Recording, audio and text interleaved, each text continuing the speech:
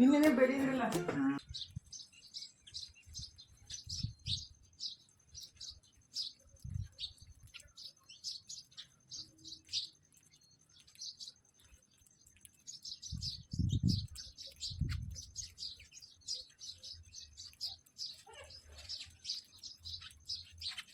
ನಮಸ್ಕಾರ ಎಲ್ಲರೂ ಹೆಂಗದಿರಿ? ಆರಾಮದಿರೇನು? ನಾವು ಆರಾಮದೀವಿ ನೋಡ್ರಿ.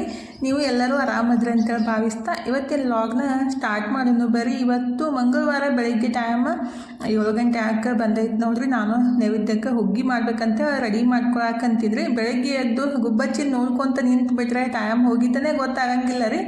ಬೆಳಗ್ಗೆ ಅಂತೂ ಫುಲ್ ಸೌಂಡ್ ಕೇಳಾಕೂ ಖುಷಿ ಅನಿಸುತ್ತೆ ಮತ್ತು ನೋಡಾಕೂ ಭಾಳ ಮಸ್ತ್ ಅನ್ಸುತ್ತೆ ನೋಡ್ರಿ. ಫಸ್ಟ್ ಅದಕ್ಕೆ ಒಂದು ಸ್ವಲ್ಪ ಕ್ಲಿಪ್ಪನ್ನು ಆ್ಯಡ್ ಮಾಡಿದ್ದು ನಿಮಗೂ ಇಷ್ಟ ಆಗೈತೆ ಅಂತ ಅನ್ಕೊತೀನಿ. ನಾನಂತೂ ಬೆಳಗ್ಗೆ ದಿನಾಲೂ ನೋಡ್ತಾ ಇರ್ತೀನಿ. ನೀವು ನೋಡಲಿ ಅಂತ ಸ್ವಲ್ಪ ಕ್ಲಿಪ್ ಆ್ಯಡ್ ಮಾಡಿದ್ದು ನಿಮಗೂ ಖುಷಿ ಆಗ್ಬೋದು ಅಂತೇಳಿ ಇವತ್ತು ರೀ ನಾನು ಹುಗ್ಗಿ ರೆಡಿ ಮಾಡ್ಕೊಳಕಂತೀನಿ ನೋಡ್ರಿ. ಅದು ಕಾರೋನಿ ಹೊನ್ನುಗ್ಗಿ. ಇವತ್ತು ನಾಳೆ ಕಾರೋನಿ ಇರುತ್ತೆ, ನಾಳೆ ಹೋಳ್ಗೆ ಮಾಡಬೇಕಾಗುತ್ತೆ. ಇವತ್ತು ಹುಗ್ಗಿ ಮಾಡ್ತಾರೋ, ಕೆಲವೊಬ್ರು ಮಾಡ್ತಾರೋ, ಕೆಲವೊಬ್ರು ಮಾಡಂಗಿಲ್ಲ ರೀ. ಅಂದ್ರೆ ಮತ್ತು ರೈತರ ಮನೆಯೊಳಗಾಗಲಿ ಮತ್ತು ಆಕಳ ಎತ್ತು ಎಲ್ಲ ಸಾಕಿದವರು ಇವತ್ತು ಕಿಚಡಿ ಮತ್ತು ಅಂಬ್ಲಿ ಎಲ್ಲ ಮಾಡ್ತಾರೋ.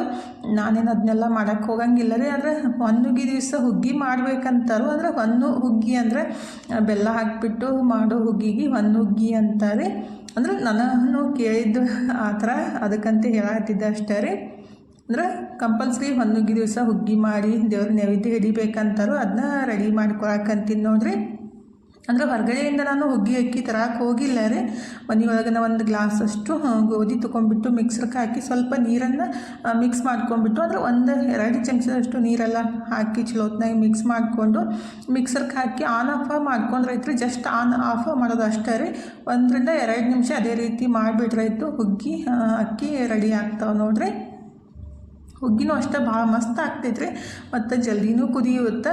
ಪಟ್ ಅಂತೇಳಿ ದಿಢೀರಾಗಿ ಈ ರೀತಿ ಹುಗ್ಗಿ ರೆಡಿ ಮಾಡ್ಕೋಬಹುದು.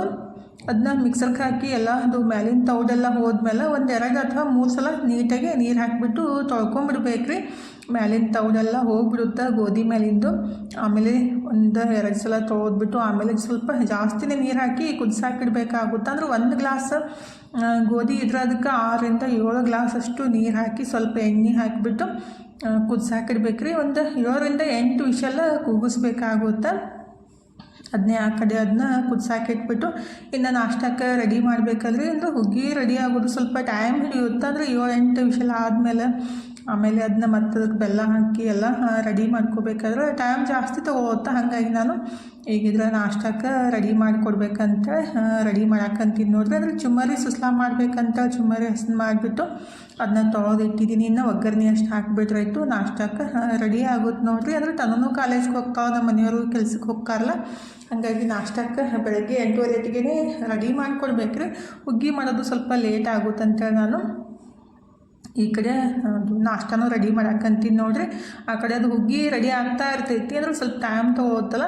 ಈ ಕಡೆ ನಾನು ಚುಮ್ಮರಿ ತೊಳೆದಿಟ್ಬಿಟ್ಟು ಅದಕ್ಕೆ ಒಗ್ಗರಣೆ ರೆಡಿ ಮಾಡ್ಕೊಂಡ್ರೈತಂತ ಚುಮ್ಮರಿ ಸುಸ್ಲಾ ಮಾಡಿಬಿಟ್ಟು ಎಲ್ಲರಿಗೂ ನಾಷ್ಟಕ್ಕೆ ಹಾಕಿಕೊಟ್ಟು ನಾನು ನಾಷ್ಟ ಮಾಡಿದೆ ನೋಡ್ರಿ. ಅವರು ಎಲ್ಲ ನಾಷ್ಟ ಮಾಡಿಬಿಟ್ಟು ಹೋದರು. ಈಗಿದ್ರೆ ನಾನು ಹುಗ್ಗಿ ರೆಡಿ ಮಾಡ್ಕೊಳಕಂತೀನಿ ನೋಡ್ರಿ. ಅಂದರೆ ಹುಗ್ಗಿ ಅದು 8 ವಿಷಲ ಆಗಿದ್ರಿ. ಈ ಕಡೆ ಅದಕ್ಕೆ ಸ್ವಲ್ಪ ಮಸಾಲೆಲ್ಲ ಅದು ಪೌಡ್ರ್ ಮಾಡಿ ಇಡ್ಬೇಕಂತೇಳಿ, ಅಂದರೆ ಏಲಕ್ಕಿ ಮತ್ತು ಅದು ಜಾಜಿಕಾಯಿ ಮತ್ತು ಸ್ವಲ್ಪ ಸೋಂಪು ರೀ ಹಾಕಿಬಿಟ್ಟು ಪೌಡ್ರ್ ಮಾಡಿ ಇಡಬೇಕಂತ ಇಡಾಕಂತೀನಿ ನೋಡ್ರಿ. ಅಂದರೆ ಕಲ್ಲಾಗಾದರೂ ಕುಟ್ಕೋಬೋದು, ಈ ರೀತಿ ಸಣ್ಣ ಮಿಕ್ಸರ್ ಜಾರ್ ಒಳಗಾದರೂ ಹಾಕಿಬಿಟ್ಟು ಪೌಡರ್ ಮಾಡ್ಕೋಬೋದು. ಸೋಪ್ ಸ್ವಲ್ಪ ಮೆತ್ತಗಾಗಿದ್ದು ಅಂತ ಸಣ್ಣ ಆಗಲ್ಲಾಗಿದ್ರಿ. ಸ್ವಲ್ಪ ಜಸ್ಟ್ ಬಿಸಿ ಮಾಡಿ ಹಾಕಿಬಿಟ್ರೆ ಜಲ್ದಿ ಸಣ್ಣ ಆಗ್ತಿತ್ತು. ಆದರೆ ನಾನು ಹಾಗೆ ಹಾಕಿದ್ದೆ, ಸ್ವಲ್ಪ ದಪ್ಪಿದ್ದು ಇರಲಿ ಬಿಡ ಅಂತೇಳಿ ಅದನ್ನೂ ಸೈಡಿಗೆ ಎತ್ತಿಟ್ಬಿಟ್ಟು ಈಗ ರೀ ಬಾದಾಮಿ ಮತ್ತು ಸ್ವಲ್ಪ ಖಾರಿಕನ ಸಣ್ಣ ಮಾಡಿದಂತ ಇಡಾಕಂತೀನಿ ನೋಡ್ರಿ. ಖಾರಿಕಂತೂ ಅದು ಚಾಕುದಲ್ಲೇ ಕಟ್ ಮಾಡೋಕೆ ಆಗಂಗಿಲ್ಲ ರೀ. ಒಂದು ಕಲ್ಲು ತೊಗೊಂಡ್ಬಿಟ್ಟು ಈ ರೀತಿ ಜಜ್ಕೊಂಡು ಮುರ್ಕೊಂಡ್ರೆ ಆಯಿತು. ಸಣ್ಣ ಪೀಸ್ಗಳು ಆಗ್ತಾವೆ ರೀ. ಚಾಕುದಲ್ಲೇ ಕಟ್ ಮಾಡ್ಬೇಕಂದ್ರೆ ಅವು ಆಗಂಗಿಲ್ಲ ರೀ, ಯಾಕಂದ್ರೆ ಭಾಳ ಬಿರುಸಿರ್ತಾವೆ. ಹಾಗಾಗಿ ಅದನ್ನ ಕಲ್ಲಿಂದ ಕುಟ್ಬಿಟ್ಟು ಸ್ವಲ್ಪ ದಪ್ಪಕ್ಕೆ ಮುರಿದ್ಬಿಟ್ಟು ಇಟ್ಟಿದ್ದೀನಿ. ಮತ್ತು ಬಾದಾಮಿನೂ ಕಟ್ ಮಾಡಿ ಇಟ್ಟಿದ್ದೀನಿ ರೀ. ಗೋಡಂಬಿ ಖಾಲಿಯಾಗಿದ್ದ ಹಾಗಾಗಿ ಬಾದಾಮಿ ಮತ್ತು ಖಾರಿಕ ಅಷ್ಟು ಹಾಕಬೇಕಂತ ಅದನ್ನು ರೆಡಿ ಮಾಡಿ ಎತ್ತಿಟ್ಬಿಟ್ಟು ಈ ಕಡೆ ಬೆಲ್ಲ ಬೇಕಲ್ರಿ ಹುಗ್ಗಿ ಮಾಡೋಕ್ಕೆ, ಹಾಗಾಗಿ ಬೆಲ್ಲನೂ ಕುಟ್ಬಿಟ್ಟು ಎತ್ತಿಟ್ಕೊಂಡ್ರೈತಂತ ಇಡಾಕಂತೀನಿ ನೋಡ್ರಿ. ನಾನಿಲ್ಲಿ 1 ಗ್ಲಾಸ್ ಹುಗ್ಗಿ ಅಂದರೆ 1 ಗ್ಲಾಸ್ ಗೋಧಿ ತೊಗೊಂಡ್ರೆ 1 ಗ್ಲಾಸಷ್ಟು ಬೆಲ್ಲ ಹಾಕ್ತೀನಿ ರೀ. ಸ್ವಲ್ಪ ಸ್ವೀಟ್ ಕಮ್ಮಿ ಬೇಕಂದವರು ಕಮ್ಮಿನೂ ಹಾಕ್ಬೋದು, ಆದರೆ 1 ಗ್ಲಾಸ್ ಹಾಕಿಬಿಟ್ರೆ ಬೆಸ್ಟ್ ಅಂತ ಅನ್ಸುತ್ತೆ ರೀ. ಹಾಗಾಗಿ ನಾನು 1 ಗ್ಲಾಸಷ್ಟು ಬೆಲ್ಲನ ಕುಟ್ಬಿಟ್ಟು ತೊಗೊಂಡಿದ್ದು. ಈ ಕಡೆ ಹುಗ್ಗಿ ಕುದಿಸೋಕೆ ಇಟ್ಟಿದ್ದೆ ಅಂದರೆ ಅದನ್ನು ವಿಷಲ್ ಬಿಟ್ಟಿದ್ದ ಇನ್ನು ಮುಗಿಸ್ಕೋಬೇಕು ನೋಡ್ರಿ. ಈ ರೀತಿ ಹಣ್ಣಗೆ ಕುದಿಸ್ಕೋಬೇಕದು. ಅಂದರೆ ನಾವು ಎಷ್ಟು ಹಣ್ಣಗೆ ಕುದಿಸ್ಕೊತೀವಲ್ರಿ ಅಂದರೆ ಅಷ್ಟು ಮೆತ್ತಗೆ ಕುದಿಸ್ಕೊತೀವಲ್ಲ ಆವಾಗ ಅದು ಹುಗ್ಗಿ ಟೇಸ್ಟ್ ಬರೋದ್ರಿ. ಬಿರುಸಾಗ್ಬಿಟ್ರೆ ತಿನ್ನೋಕ್ಕಾಗಂಗಿಲ್ಲ ಮತ್ತು ಅದು ಟೇಸ್ಟೂ ಬರೋಂಗಿಲ್ಲ ರೀ. ಜಾಸ್ತಿ ಹಣ್ಣಗೆ ಕುದಿಸ್ಕೊಂಡ್ಬಿಟ್ಟು ಈಗ ಚಲೋತ್ನಾಗೆ ಮುಗಿಸ್ಕೋಬೇಕು ರೀ. ಅವಾಗೆಲ್ಲ ಗಡಿಗೆ ಒಳಗೆ ಕುದಿಸ್ತಿದ್ರು, ಈಗ ನಾವು ಕುಕ್ಕರ್ ಒಳಗೆ ಪಟ್ಟಂತೇಳಿ ಮಾಡ್ಕೋಬೋದು ನೋಡ್ರಿ. ಒಂದು ಅರ್ಧ ತಾಸು ಒಳಗಡೆ ಹುಗ್ಗಿನೂ ರೆಡಿ ಆಗಿಬಿಡುತ್ತೆ. ಅವಾಗೆಲ್ಲ ಗೋಧಿ ಏನಂತಾರೆ ಒಳ್ಳಾಗ ಕುಟ್ಬಿಟ್ಟು ಅದನ್ನ ಕೇರಿ ಅದನ್ನೆಲ್ಲ ಮಾಡ್ತಿದ್ರು. ಈ ರೀತಿ ಸಿಂಪಲ್ಲಾಗೆ ಮಾಡ್ಕೋಬೋದು ನೋಡ್ರಿ. ಭಾಳ ಈಜಿನೂ ಮತ್ತು ಟೇಸ್ಟ್ ಅಂತೂ ಸಖತ್ತಾಗಿರುತ್ತೆ ರೀ. ಅವಾಗೆಲ್ಲ ಒಣಕಿಲೇ ಒಳ್ಳಾಗ ಕುಟ್ತಿದ್ರು, ನಾವು ಇವಾಗ ಮಿಕ್ಸರ್ಗೆ ಹಾಕಿಬಿಟ್ಟು ಪಟ್ಟಂತ ರೆಡಿ ಮಾಡ್ಕೋಬೋದು. ಈಗ ಅದು ಹುಗ್ಗಿ ಚಲೋತ್ನಾಗೆ ಮುಗಿಸ್ಕೋಬೇಕ್ರಿ. ಒಂದು 5 ನಿಮಿಷ ಅಂದರೆ ಮ್ಯಾಶ್ ಮಾಡ್ಕೋಬೇಕು. ಮ್ಯಾಶ್ ಮಾಡ್ಕೊಂಡ್ಬಿಟ್ಟು 1 ಗ್ಲಾಸಷ್ಟು ಬೆಲ್ಲ ಮತ್ತು ಸ್ವಲ್ಪ ಉಪ್ಪು ಹಾಕಿಬಿಟ್ಟು ಮತ್ತೊಂದು ಸ್ವಲ್ಪ ಮಿಕ್ಸ್ ಮಾಡಿಕೊಂಡು ಕುದಿಸಾಕಿಡ್ಬೇಕ್ರಿ. ಅದನ್ನ ಚಲೋತ್ನಾಗೆ ಕುದಿಸ್ಕೋಬೇಕು. ಈಗ ಚಲೋತ್ನಾಗೆ ಕುದ್ದೈತೆ ನೋಡ್ರಿ. ಇದಕ್ಕೆ ನಾನು ಸ್ವಲ್ಪ ಅದು ಪೌಡ್ರ್ ಮಾಡಿ ಇಟ್ಟಿದ್ದೆ ಅಲ್ರಿ, ಜಾಜಿಕಾಯಿ ಮತ್ತು ಸೋಂಪು ಏಲಕ್ಕಿ ಹಾಕಿಬಿಟ್ಟು ಅದನ್ನ ಹಾಕಾಕಂತೀನಿ ನೋಡ್ರಿ. ಹಾಕಿ ಚಲೋತ್ನಾಗೆ ಮಿಕ್ಸ್ ಮಾಡ್ಕೊಂಡ್ಬಿಟ್ಟು ಇದಕ್ಕೆ ಸ್ವಲ್ಪ ಡ್ರೈ ಫ್ರೂಟ್ಸ್ ಹುರಿದ್ಬಿಟ್ಟಾದ್ರೂ ಹಾಕ್ಬೋದು, ಇಲ್ಲ ಹಂಗಾದ್ರೂ ಹಾಕ್ಬೋದು. ನಾನಿಲ್ಲಿ ಇದು ಡ್ರೈ ಫ್ರೂಟ್ಸ್ ತುಪ್ಪ ಹುರಿದ್ಬಿಟ್ಟು ಹಾಕ್ತೀನಲ್ರಿ, ಅದಕ್ಕಾಗಿ ಮನಸ್ಲೇನ ಹತ್ರ ಸ್ವಲ್ಪ ಹುಗ್ಗಿ ಎತ್ತಿಡ್ಬೇಕಂತ ಇಟ್ಟಿದ್ದೀರಿ. ಅವನು ತಿಲ್ಲೇ ಇಲ್ಲ ಅಂದರೆ ಅವನಿಗೆ ಇಷ್ಟ ಆಗಲೇ ಇಲ್ಲ ರೀ. ಹಾಲು ತುಪ್ಪ ಹಾಕಿಬಿಟ್ರೇ ಹುಗ್ಗಿ ಅಥವಾ ಹೋಳಿಗೆ ಇಷ್ಟ ಆಗುತ್ತೆ. ಆದರೂ ಅವ ತಿಲ್ಲಿಲ್ಲ, ಮತ್ತೇನು ಮಾಡೋಕ್ಕಾಗಂಗಿಲ್ಲ ರೀ. ಅವ್ರವ್ರಿಗೆ ಹೆಂಗೆ ಇಷ್ಟ ಆಗುತ್ತಲ್ಲ ಆ ರೀತಿ ಮಾಡ್ತಾರೆ ಅಷ್ಟೆ. ನಾನಿದ್ರೆ ಈಗ ಸ್ವಲ್ಪ ಡ್ರೈ ಫ್ರೂಟ್ಸ್ ಹುಗ್ಗಿಗೆ ಹುರಿದ್ಬಿಟ್ಟು ಹಾಕೋಣಂತ ಒಂದು ಸಣ್ಣ ಬಾಣಲಿ ಕಾಸಕ್ಕೆ ಇಟ್ಬಿಟ್ಟು 1-2 ಚಮಚದಷ್ಟು ತುಪ್ಪ ಮತ್ತು ಕಟ್ ಮಾಡಿಟ್ಟಿದ್ದ ಬಾದಾಮಿ ಮತ್ತು ಖಾರಿಕ ಹಾಕಿ ಚಲೋತ್ನಾಗೆ ಹುರ್ಕೋಬೇಕ್ರಿ. ಹುಗ್ಗಿಗೆ ಸ್ವಲ್ಪ ಜಾಸ್ತಿ ರೀತಿ ಖಾರಿಕ ಆಗಲಿ ಬಾದಾಮಿ ಆಗಲಿ ಹಾಕಿದಾಗ ಟೇಸ್ಟ್ ಆಗುತ್ತೆ ರೀ. ಗೋಡಂಬಿ ಒಂದು ಹಾಕಬೇಕಿತ್ತು, ಖಾಲಿಯಾಗಿದ್ದಂತ ನಾನು ಹಾಕಕ್ಕೆ ಹೋಗಲಿಲ್ಲ. ಮತ್ತು ಸ್ವಲ್ಪ ಚಲೋತ್ನಾಗೆ ಹುರ್ಕೊಂಡ್ಮೇಲೆ ಆಮೇಲೆ ಒಣ ದ್ರಾಕ್ಷಿನೂ ಹಾಕಿ ಮಿಕ್ಸ್ ಮಾಡ್ಕೊಂಡ್ಬಿಟ್ಟು 1 ಚಮಚದಷ್ಟು ಕಸಕಸಿ ಹಾಕಬೇಕ್ರಿ. ಮತ್ತು ಒಂದು ಸ್ವಲ್ಪ ಒಂದು ಅರ್ಧ ಹೋಳಷ್ಟು ಕೊಬ್ಬರಿನ ತುರಿದ್ಬಿಟ್ಟು ಹಾಕಬೇಕು. ಆವಾಗ ಟೇಸ್ಟ್ ಮಸ್ತ್ ಬರುತ್ತೆ ನೋಡ್ರಿ ಹುಗ್ಗಿಗೆ. ಈಗ ಕೊಬ್ಬರಿನೂ ಅದೇ ತುಪ್ಪಕ್ಕನೇ ಹಾಕ್ಬಿಟ್ಟು ಒಂದು ಸ್ವಲ್ಪ ಮಿಕ್ಸ್ ಮಾಡ್ಕೊಂಡ್ಬಿಟ್ಟು ಈ ಕಡೆ ಹುಗ್ಗಿಗೆ ಮಿಕ್ಸ್ ಮಾಡ್ಕೊತೀನಿ ನೋಡ್ರಿ. ಈ ಕಡೆ ಹಾಲು ಕಾಸಕ್ಕೆ ಇಟ್ಟಿದ್ದೀನಿ, ಆದರೆ ಹಾಲು ಹುಗ್ಗಿ ಮಾಡ್ಬೇಕಂದ್ರೆ ಹಾಲು ಹಾಕ್ಬೋದು. ಈಗ ಹುರಿದು ಇಟ್ಟಿದ್ದು ಡ್ರೈ ಫ್ರೂಟ್ಸ್ ಮತ್ತು ಕೊಬ್ಬರಿ ಎಲ್ಲನೂ ಇದಕ್ಕೆ ಹಾಕಿಬಿಟ್ಟು ಮಿಕ್ಸ್ ಮಾಡ್ಕೊಂಡ್ರೆ ಆಯಿತು. ಈಗ ಮಸ್ತಾಗಿರೋ ಹುಗ್ಗಿ ರೆಡಿ ಆಗುತ್ತೆ ನೋಡ್ರಿ. ಹಾಲು ಹಾಕ್ಬೇಕಂದ್ರೆ ಸ್ವಲ್ಪ ಹುಗ್ಗಿನೂ ತಣ್ಣಗಾಗಿರಬೇಕು ಮತ್ತು ಕಾಸಿಟ್ಟಿದ್ದು ಹಾಲು ತಣ್ಣಗಾಗಿರ್ಬೇಕು ರೀ. ಎರಡೂ ಬಿಸಿ ಇದ್ದಾಗ ನೀವು ಅಕಸ್ಮಾತ್ತಾಗಿ ಹಾಲು ಹಾಕಿಬಿಟ್ರಿ ಅಂದ್ರೆ ಅದು ಒಡ್ಕೋ ಚಾನ್ಸ್ ಇರುತ್ತೆ. ಅದಕ್ಕಾಗಿ ನಾನು ಸ್ವಲ್ಪ ಅದು ತಣ್ಣಗಾದ್ಮೇಲೆ ಹಾಲು ಹಾಕ್ಬೇಕಂತೇಳಿ ಹಾಕಕ್ಕೆ ಹೋಗಿಲ್ಲ ರೀ. ಹಾಲೂ ಬಿಸಿ ಮಾಡಿದ್ದೆ ಮತ್ತು ಈ ಕಡೆ ಅದು ಹುಗ್ಗಿನೂ ಬಿಸಿ ಇತ್ತಲ್ಲ, ಹಾಗಾಗಿ ಹಾಕಿಲ್ಲ ರೀ.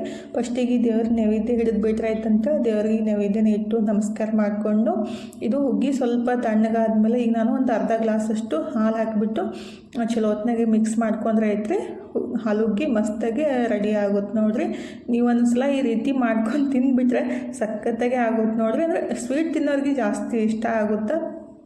ಸ್ವೀಟೇ ಇಷ್ಟ ಇಲ್ಲ ಅಂದರೆ ಹುಗ್ಗಿನೂ ಇಷ್ಟ ಆಗಂಗಿಲ್ಲ ರೀ. ಆದರೆ ನಮ್ಮ ಮನೆಯವ್ರಿಗೆ ಮತ್ತು ನನಗೆ ಹುಗ್ಗಿ ಜಾಸ್ತಿ ಇಷ್ಟ ಆಗುತ್ತೆ.